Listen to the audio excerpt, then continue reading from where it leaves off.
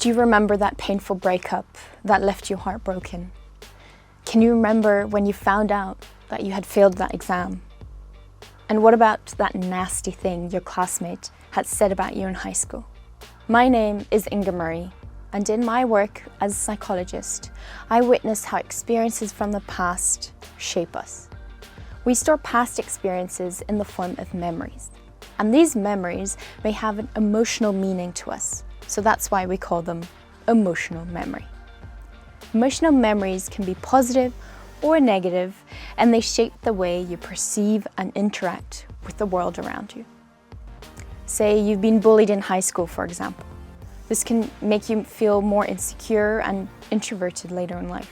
And sometimes such negative experiences lead to a higher chance of having a mental health condition, like a depression, anxiety, or an eating disorder. Would you have guessed that 1 in 4 adults suffer from a mental disorder in the world? That is more than the whole population of China, the most inhabited country on Earth. But did you also know that the success rate of current treatment is only a mere 40%? This raises an important question of what can we do to improve these numbers in order to ease psychological suffering of our society. Psychologists have spent decades of research in hopes of finding underlying factors that cause or explain why we have mental disorders. But in fact, this research has not been very fruitful. So perhaps a new perspective on mental disorders can offer insight. A new way to look at mental disorders, like depression, is as a network of symptoms. If you look at symptoms of depression, for example, having trouble sleeping can cause you to not focus on your job or studies the next day, which may lead you to feel guilty or worthless. And these worries may make it even harder to fall asleep again that night.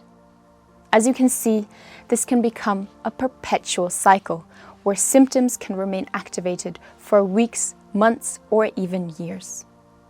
So how does emotional memory fit into such a network? That is exactly what I want to answer in my research.